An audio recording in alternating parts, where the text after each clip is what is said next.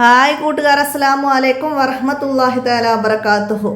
ഒന്നാം ക്ലാസ് തദ്രീബു തിലാവ, ഒന്നാം ക്ലാസ്സിൻ്റെ തദ്രീബു തിലാവ ഇംഗ്ലീഷ് മീഡിയം സ്കൂൾ മദ്രസയുടെയും ബോഡി മദ്രസയുടെയും കീഴിലുള്ള ഒന്നാം ക്ലാസ്സിലെ ബുക്കാണ്. അപ്പോൾ നമ്മൾ അദ്ദറസ് സാബി അഷ്റ 17ാമത്തെ പാഠവുമായിട്ടാണ് ഇന്ന് വന്നിരിക്കുന്നത്. മുമ്പത്തെ പാഠങ്ങളൊക്കെ നമ്മൾ അപ്ലോഡ് ചെയ്തിട്ടുണ്ട്. അപ്പോൾ അതൊക്കെ ലഭിക്കേണ്ടവരൊന്ന് കമൻറ്റ് ചെയ്യുക, അല്ലെങ്കിൽ ഒന്ന് എൻ്റെ മൊബൈൽ നമ്പറിൽ മെസ്സേജ് ചെയ്യുക. 82 89 89 29 85. ഇനി ഒന്നാം ക്ലാസ്സാണ്.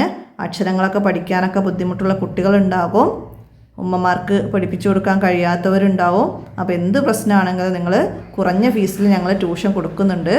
അപ്പോൾ ആവശ്യമുള്ളവർ മെസ്സേജ് ചെയ്യുക.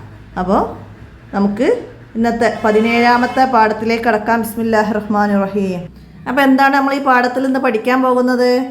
പാഠത്തിൽ പഠിക്കുന്ന അക്ഷരം എന്താണെന്നൊക്കെ നോക്കാം. അപ്പോൾ ഇവിടെ ചിത്രത്തിൽ എന്താ കാണുന്നത് എല്ലാവർക്കും അറിയാമല്ലോ അല്ലേ? സോപ്പാണ് അല്ലേ? നല്ല മണമുള്ള സോപ്പാന്ന് തോന്നുന്നുണ്ട്.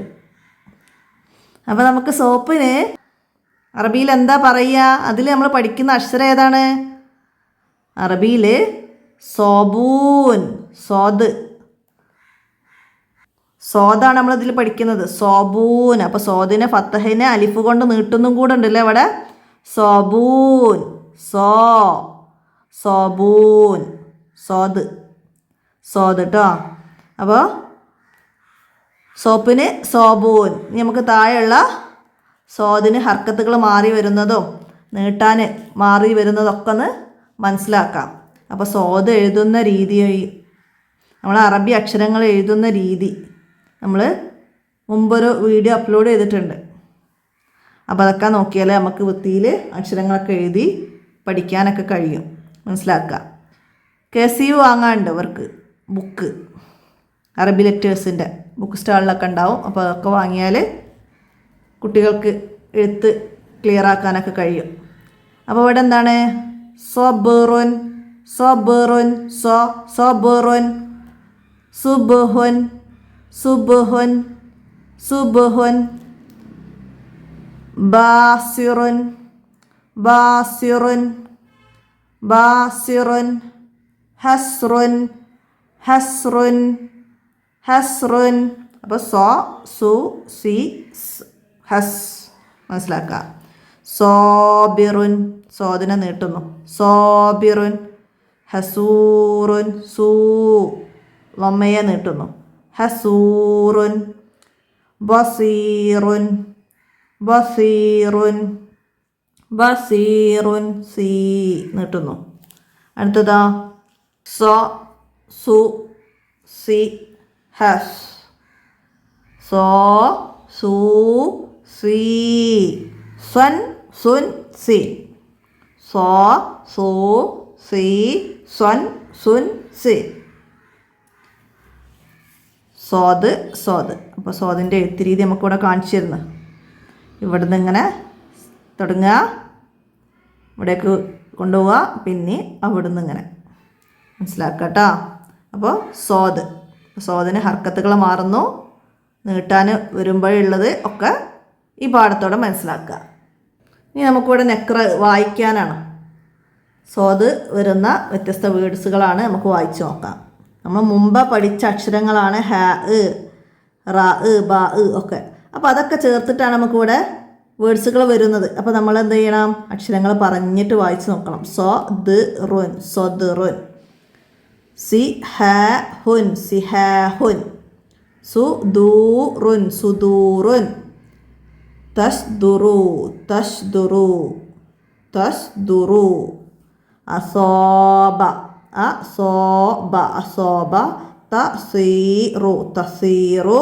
സൂറുൻ, സൂറുൻ, സൂറുൻ. അപ്പോൾ അത് നോക്കാം. പിന്നെന്താണ്? ഖുറാനിൽ നിന്ന് വന്ന ഒരു ചെറിയ വേർഡ്സാണ് അതിൽ സോദ് വന്നത്. ഫസ്ബിർ സൊബറൻ ജമീല, ഫസ്ബിർ സൊബറൻ ജമീല. അവിടെ റായിനെ ഫസ്ബിർ എന്നാണ് പറയേണ്ടത്. അവിടെ 2 സ്ഥലത്ത് സോദ് വന്നത് നമുക്ക് മനസ്സിലാക്കാം. ഫസ്ബിർ സൊബറൻ ജമീല. പിന്നെ ഇവിടെ എന്താണ്? ഇസ്ബിറു വസോബിറു വറാബിത്തു. ഇസ്ബിറു വസോബിറു വറാബിത്തു. അപ്പോൾ ഇവിടെ ആരും അസ്ബിറു എന്ന് വായിച്ച് പോകണ്ട കേട്ടോ. നമുക്ക് ഒരു തജ്വീദിലൊരു നിയമമാണ് ഇവിടെ വരുന്നത്. അപ്പോൾ ഇവിടെ ഈ സോദ് ഇങ്ങനെ സോദിൻ്റെ തല പോലെ വരുന്ന അലിഫ് വരുന്നത് നമ്മൾ ആ പറയൂല. ഇവിടെ ഫസ്ബിറു അസ്ബിറു എന്ന് പറഞ്ഞില്ലല്ലോ, അതുപോലെ ഇത് ആ പറയാൻ പാടില്ല. അപ്പോൾ ഇവിടെ ഫസ്റ്റിൽ വന്നതുകൊണ്ട് എന്താണ്, ഈ മൂന്നാമത്തെ അക്ഷരത്തിൻ്റെ ഹർക്കത്ത് കസറ ഇതിനിട്ട് കൊടുക്കുക. ഇസ്ബിറു, മനസ്സിലായോ? അപ്പോൾ ഇവിടെ ഇസ്ബിറു വസോബിറു വറാബിത്തു. അപ്പോൾ ഇവിടെ സോദുകൾ വന്നത് മനസ്സിലാക്കാം. ഇനി അടുത്തത് നക്റഉ മിനൽ ഖുർആൻ. ഖുർആൻ നമുക്ക് വായിക്കാനാണ്, ചെറിയ പദങ്ങളാണ് തന്നത്, അപ്പോൾ നമ്മൾ വായിക്കണം. റസദ റസദ, പിന്നെ അസ്ഹാബ് അസ്ഹാബ്, മനസ്സിലാക്കുക. അടുത്തതോ അബ്സിർ അബ്സിർ. അടുത്തത് അസോബത്ത് അസോബത്ത്. വഹസൂറ വഹസൂറ. ഇവിടെ ഫതഹ തൻവീന് അലിഫ് വന്നിട്ടുണ്ട്, അപ്പോൾ അവിടെ അലിഫിലേക്കാണ് നമ്മളത് ചേർത്ത് പറയുക. ഹസൂറ. ബസീറ ബസീറ. അപ്പോൾ സ്വാദുകൾ മനസ്സിലാക്കുക കേട്ടോ. ഇനി നമുക്കിതിൻ്റെ വർക്ക് ബുക്ക് നോക്കാം. വർക്കിൽ നമുക്ക് സോബൂൻ സോപ്പ് അല്ലേ, സോപ്പ് ആദ്യം നിറം നൽകണം. അപ്പോൾ ഇവിടെ നമുക്ക് ഗ്രീന് കളറിലാണ് ഇത് എഴുതിയത്, ഇത് ബ്ലൂ കളറിലും. അപ്പോൾ നമുക്കിതിന് ഗ്രീൻ കളറിൽ നമ്മൾ എഴുതുന്ന രീതിക്ക് തന്നെ ഇത് കളർ ചെയ്ത് വൃത്തിയാക്കാം. പിന്നെ എന്താണ്, നെർസു മുകളിലൂടെ എഴുതി നമുക്ക് എഴുത്ത് രീതി മനസ്സിലാക്കാം. അപ്പോൾ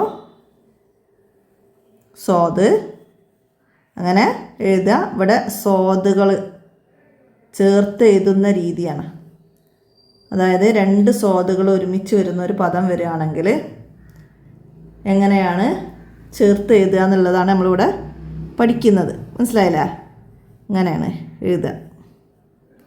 ആദ്യത്തിൽ എഴുതുകയാണെങ്കിൽ ഇങ്ങനെ, ഇടയിൽ എഴുതുകയാണെങ്കിലും അതുപോലെ തന്നെ അവസാനത്തിൽ എഴുതുമ്പോൾ ഇങ്ങനെ ആക്കിയിട്ട് എഴുതുക. മനസ്സിലാക്കുക. ഇനി എന്താണ്, താഴെ കുറച്ച് തുഫാഹ് ആപ്പിളുകൾ തന്നിട്ടുണ്ട് അല്ലേ. അപ്പോൾ ആപ്പിളിൽ സ്വാദുള്ള ആപ്പിൾ ഏതാ നോക്കിയിട്ട് അതിന് നിറം നൽകണം. അപ്പോൾ ഇതിന് നൽകാം, ഇതിന് നൽകാം, ഇതിന് നൽകാം, ഇതിന് നൽകാം, ഇതിന് നൽകാം. ബാക്കിയുള്ള അക്ഷരങ്ങളൊക്കെ ഏതാണെന്ന് നിങ്ങൾക്ക് അറിയില്ലേ? അതൊക്കെ പറഞ്ഞു നോക്കട്ടോ.